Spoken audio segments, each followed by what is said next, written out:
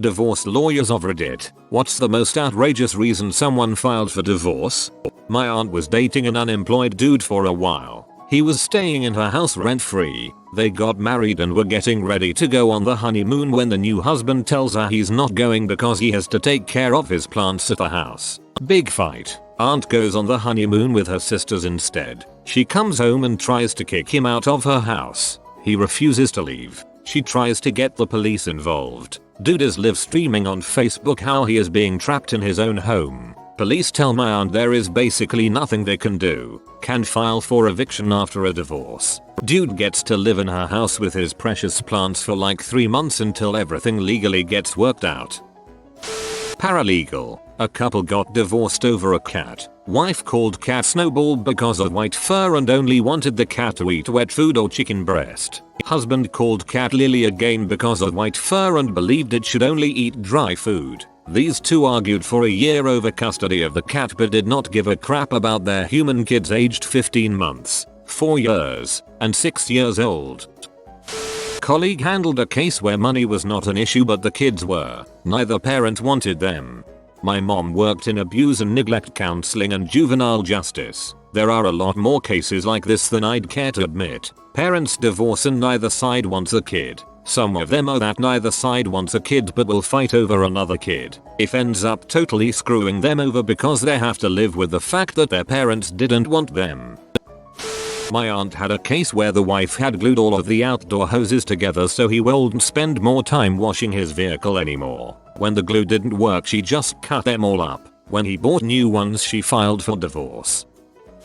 My 90-year-old client, the husband, and his son retained me to initiate divorce proceedings with his 88-year-old wife. They'd been married 60 years. The wife had recently taken to beating him with his own cane because their daughter poisoned her into thinking he was hiding money from them. The battle came down to husband and son versus wife and daughter. At their first court appearance, my client showed up in an old 1950s style pinstripe suit and fedora. He was a farmer his whole life, and this was clearly the only suit he owned. He was such a meek and lovely old gentleman. I had to pass my client on to a new lawyer midway through the proceedings because I accepted a job in a different country, but I understand the divorce was eventually granted.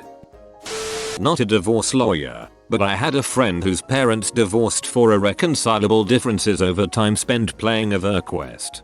In my game design class, it was referred to as EverCrack. I've been aching to tell this story for a while. So this girl I went to school with marries this rich guy from Ohio. She moves in with him and they seem to get along well. 6 months later she files for divorce. Up to that point, all I've heard from her was how good it was going. Anyways, it turns out our buddy had a fetish for going off on urine. He asked her to urinate on him in the tub. At first she agrees to it as she thought it was a one-time thing, but he kept asking for it more and more. She tried to decline it respectfully but he wouldn't get any of the hints. She finally used the tub being too small as a reason. Next day she comes home with 24 construction guys and their heavy equipment tearing the bathroom walls. A week or so later, they finish up the bathroom. She comes home to a sign left on the fridge with a note to drink up. She got some watering to do. I don't know what exactly she put down as the official reason in the paperwork, but that was definitely her biggest reason to walk out of that relationship. Oh, I forgot to add, he also wanted to bring a horse to do the deed as well and at times asked her to make animal sounds while she stood on top of him. She comes home to a sign left on the fridge with a note to drink up. She got some watering to do. The thread above this made me sad but this one picked me right up. Dying of laughter.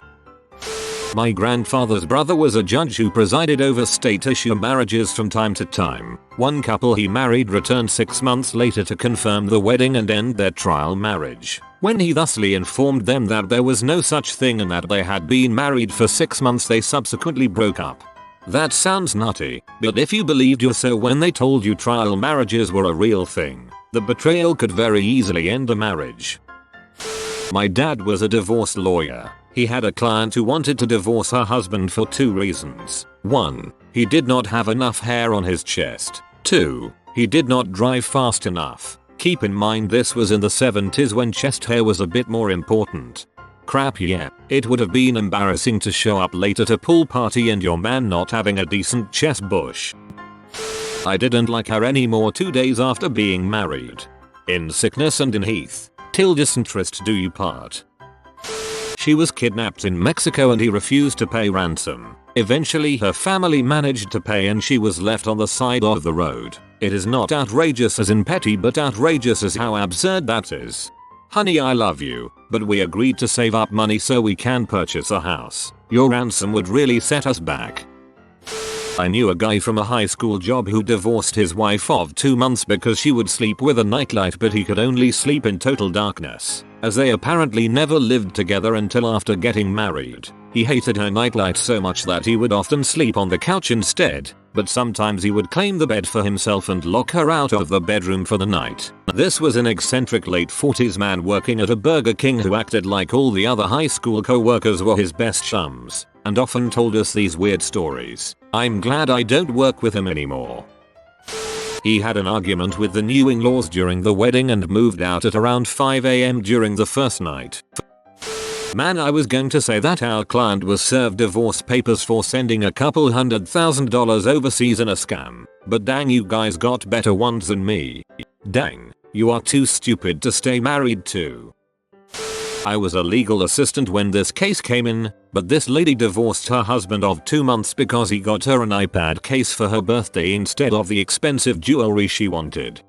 Failed exorcisms. Client had an inner ear condition that caused chronic vertigo, but symptoms could be treated with medication. Husband was an evangelical who was convinced his wife 1 had become possessed and that her vertigo and general crankiness with his methods were evidence of demonic possession. 2. The medication she was taking was enabling the devil to hide inside her. And 3. The only proper recourse was exorcism. He would hide her meds until she got dizzy and then try various methods of exorcism. This included sweating it out, put under blankets while incapacitated and locked in a room full of space heater, freezing it out, pretty much the reverse with AC, fans, and bags of ice. Surprising it out, he would jump out and scare her like it was the hiccups, but instead of yelling boo he would recite the Lord's Prayer or Psalms. The final straw was that he tried to surprise it out of her by pushing her down the stairs when they were heading out for dinner. Note, this guy was some type of executive and they still went out to dinner after the stairs incident. She asked for the divorce at an Applebee's that night. I have often tried to picture that conversation, as she was adamant that he was a total sweetheart and never acted out of malice or anger. That one's just sad. My uncle has schizophrenia, and my grandaunt tried to convince my grandmother, his mom, to have an exorcist come instead of letting him stay on his medications. It's probably one of the reasons my grandmother stopped talking to them much. It pains me to think he could have gone through all of that if he'd been one of my grandaunt's son instead of my grandmother's. My client put his wife in an assisted living facility based on a misdiagnosis, the medication of which caused the wife to be unable to care for herself. While in the facility, my client shocker started dating another woman and methinks began using hard drugs. He used a loot of money on both of these things. She eventually got off the medication and got better. Suffice to say, she was not happy about what had transpired. The medication of which caused the wife to be unable to care for herself. Oh my god, that is freaking horrible. I'm an intern but the judge I work for used to do divorce work. He has some crazy stories but this one is probably the most outrageous, though the divorce was pretty justified. Every morning this couple would sit in the bathroom together while one of them had their morning dump. One would sit on the toilet and the other on the rim of the bathtub. This particular morning the wife was on the toilet and husband on the edge of the tub. They started to argue about their relationship so the wife reaches down, pulls her tampon out and flings it at husband. I'm told the tampon stuck for a brief second to his forehead before sliding off. He filed for divorce that same day or the next. At first I read this as one shoots in the toilet while the other shoots into the bathtub as in they are both pooping simultaneously and rock paper scissors for who gets to use the toilet. I was so concerned. I had some friends get divorced because she legit hated Dale Earnhardt and he legit hated Jeff Gordon. Wasn't the reason but did happen during the course of the divorce. Neither side would follow the court orders. When they had to go back to court they were fighting over a pistol and the man's grandmother's bowls. I assumed for weeks that these bowls were some sort of heirloom or expensive china. When they finally brought the bowls in to swap they were freaking Tupperware. My douche cousin told his wife she had 3 chances to give him a son. Daughter was born first. Strike 1. Son was born second. Then they find out the boy can't eat gluten. So my cousin divorced her and has made 0 effort to see his kids. Not me, but a friend. My mum has divorced her husband because his mother still coddled him at age 40, with his consent. They lived with his mother, common in Asia. By coddle I mean that she would walk straight into their room after his shower and powder his back for him. They couldn't lock their bedroom door because his mother would come in as and when she wanted. If they locked the door, she would knock repeatedly asking what they were doing. LOL, what would they be possibly doing? Playing poker? My client was the outrageous one, so my heart went out to his poor wife. He had OCD, which manifested primarily financially, so he made their lives a penny pinching heck. Examples: he was obsessed with avoiding unnecessary driving, wear and tear on the car, gas expenses, so he cut the whole family's hair at home and never let them eat at a restaurant or go to the movies. Weirdest of all, he kept 1 toilet paper roll on him at all times and you had to get 1 square from him before you could go to the bathroom. He never gave more than 1 square. Wife finally got fed up and left him when 1. He gave her bangs during an in-home haircut, and 2. Their daughter was so traumatized by the toilet paper thing they couldn't potty train her. Also, he hated paying his divorce lawyer bill. He was also an old-fashioned mega Catholic who considered divorce a deadly sin. He viewed my whole job as an unnecessary and sinful expense. My mum had a friend with a horrible penny-pinching father. As a child they took cold baths with 1 kettle full of hot water added, etc., etc. When he died and they went through the house, it was filled with hidden cash, bills behind the baseboards, bills in fake drain pipes. Needless to say, he was severely mentally ill. I worked as a paralegal for a divorce lawyer. Case analysis was one of my main responsibilities. I crap you not. A recently married couple of 2 years broke it off because the husband would not stop feeding the dog. The dog got outrageously fat. Apparently she saw connection between the dog and future children. It's always so sad when people overfeed animals. The dog will always be happy to get treats, and I think the tiny instances of validation and affection a person gets because of it are enough for them to ignore what they're doing to the poor animal. It definitely does suggest the person in question is irresponsible when it comes to other living creatures that depend on him to keep them safe.